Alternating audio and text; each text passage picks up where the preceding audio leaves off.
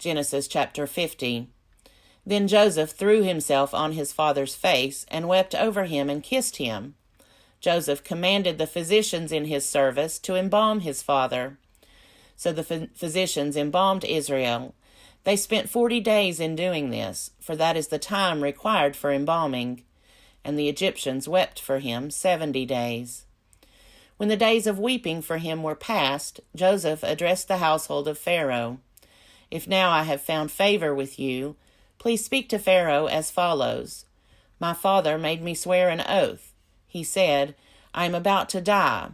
In the tomb that I hewed out for myself in the land of Canaan, there you shall bury me. Now therefore let me go up, so that I may bury my father. Then I will return.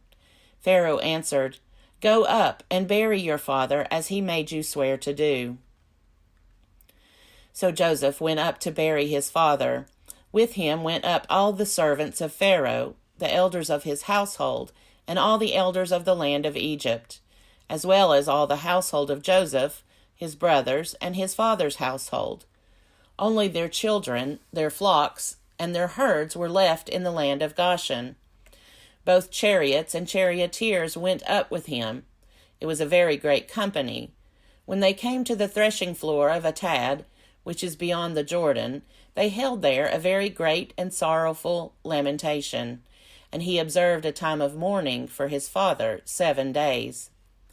When the Canaanite inhabitants of the land saw the mourning on the threshing floor of Atad, they said, This is a grievous mourning on the part of the Egyptians. Therefore the place was named Abel Mizraim. It is beyond the Jordan. Thus his sons did for him as he had instructed them. They carried him to the land of Canaan and buried him in the cave of the field at Machpelah, the field near Mamre, which Abraham bought as a burial site from Ephron the Hittite. After he had buried his father, Joseph returned to Egypt with his brothers and all who had gone up with him to bury his father. Realizing that their father was dead, Joseph's brothers said, What if Joseph still bears a grudge against us and pays us back in full for all the wrong that we did to him? So they approached Joseph, saying, Your father gave this instruction before he died. Say to Joseph, I beg you, forgive the crime of your brothers and the wrong they did in harming you. Now, therefore, please forgive the crime of the servants of the God of your father. Joseph wept when they spoke to him. Then his brothers also wept, fell down before him, and said, We are here as your slaves. But Joseph said to them, Do not be afraid. Am I in the place of God? Even though you intended to do harm to me, God intended it for good, in order to preserve a numerous people, as he is doing today. So have no fear. I myself will provide for you and your little ones. In this way he reassured them, speaking kindly to them. So Joseph remained in Egypt, he and his father's household, and Joseph lived 110 years. Joseph saw Ephraim's children of the 3rd generation. The children of Machir, son of Manasseh, were also born on Joseph's knees. Then Joseph said to his brothers, I am about to die, but God will surely come to you and bring you up out of this land to the land that he swore to Abraham, to Isaac, and to Jacob. So Joseph made the Israelites swear, saying, When God comes to you, you shall carry up my bones from here. And Joseph died, being 110 years old.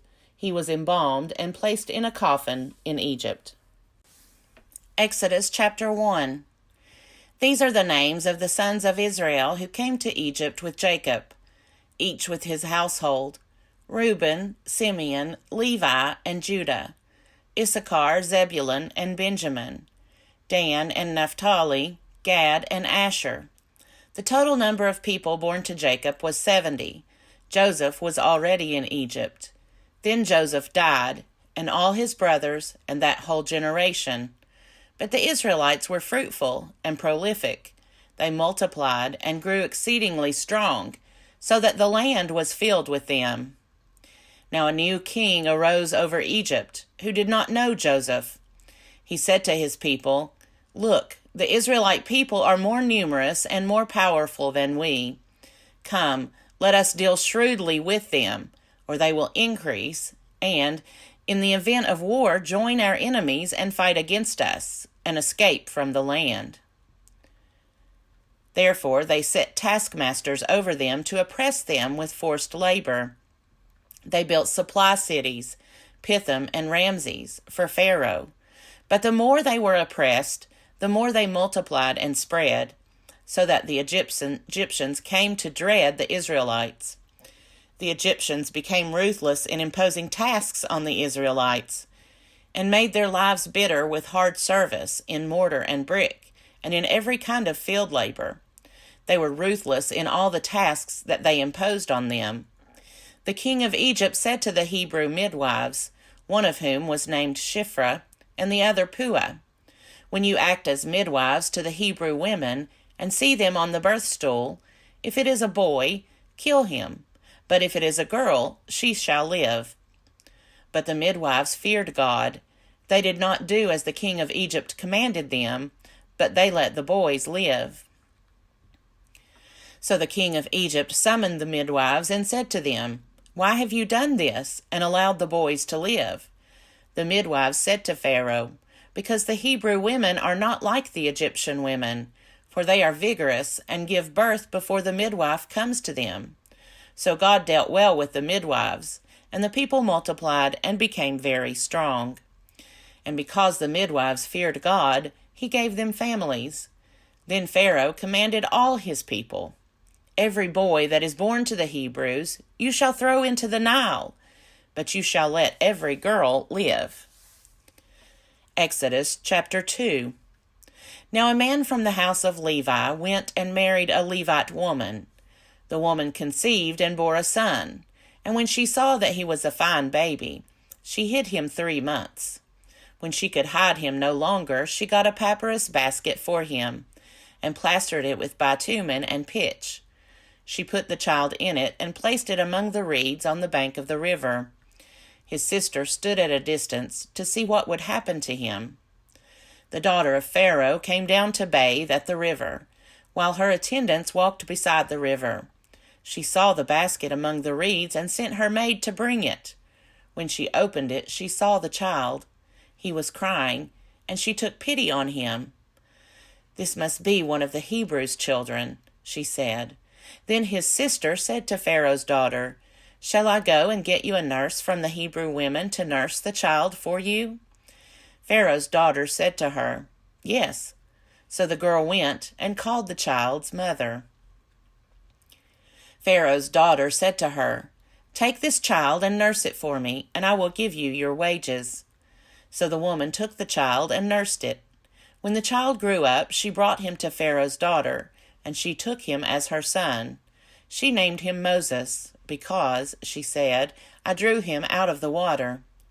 One day, after Moses had grown up, he went out to his people and saw their forced labor. He saw an Egyptian beating a Hebrew, one of his kinsfolk. He looked this way and that, and seeing no one, he killed the Egyptian and hid him in the sand.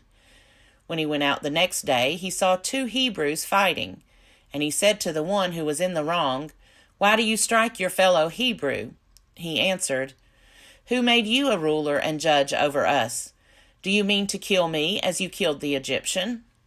Then Moses was afraid and thought, "Surely the thing is known." When Pharaoh heard of it, he sought to kill Moses. But Moses fled from Pharaoh. He settled in the land of Midian and sat down by a well. The priest of Midian had 7 daughters. They came to draw water and filled the troughs to water their father's flock. But some shepherds came and drove them away. Moses got up and came to their defense and watered their flock. When they returned to their father Reuel, he said, "How is it that you have come back so soon today?" They said, "An Egyptian helped us against the shepherds. He even drew water for us and watered the flock." He said to his daughters, "Where is he? Why did you leave the man? Invite him to break bread." Moses agreed to stay with the man, and he gave Moses his daughter Zipporah in marriage. She bore a son, and he named him Gershom, for he said, I have been an alien residing in a foreign land." After a long time, the king of Egypt died. The Israelites groaned under their slavery and cried out. Out of the slavery, their cry for help rose up to God. God heard their groaning, and God remembered his covenant with Abraham, Isaac, and Jacob. God looked upon the Israelites, and God took notice of them. Exodus chapter 3. Moses was keeping the flock of his father-in-law Jethro, the priest of Midian. He led his flock beyond the wilderness and came to Horeb, the mountain of God. There the angel of the Lord appeared to him in a flame of fire out of a bush. He looked, and the bush was blazing, yet it was not consumed. Then Moses said, "I must turn aside and look at this great sight, and see why the bush is not burned up." When the Lord saw that he had turned aside to see, God called to him out of the bush, "Moses, Moses." And he said, "Here I am." Then he said, "Come no closer. Remove the sandals from your feet, for the place on which you are standing is holy ground." He said further, "I am the God of your father, the God of Abraham, the God of Isaac, and the God of Jacob." And Moses hid his face, for he was afraid to look at God. Then the Lord said, "I have observed the misery of my people who are in Egypt. I have heard their cry on account of their taskmasters. Indeed, I know their sufferings, and I have come down to deliver them from the Egyptians, and to bring them up out of that land to a good and broad land, a land flowing with milk and honey, to the country of the Canaanites, the Hittites, the Amorites, the Perizzites, the Hivites, and the Jebusites. The cry of the Israelites has now come to me. I have also seen how the Egyptians oppress them. So come, I will send you to Pharaoh to bring my people, the Israelites, out of Egypt." But Moses said to God, "Who am I that I should go to Pharaoh and bring the Israelites out of Egypt?" He said, "I will be with you, and this shall be the sign for you that it is I who sent you. When you have brought the people out of Egypt, you shall worship God on this mountain." But Moses said to God, "If I come to the Israelites and say to them, 'The God of your ancestors has sent me to you,' and they ask me, 'What is his name?' what shall I say to them?" God said to Moses, "I am who I am." He said further, "Thus you shall say to the Israelites, 'I am has sent me to you.'" God also said to Moses, "Thus you shall say to the Israelites, 'The Lord, the God of your ancestors, the God of Abraham, the God of Isaac, and the God of Jacob, has sent me to you. This is my name forever, and this my title for all generations.'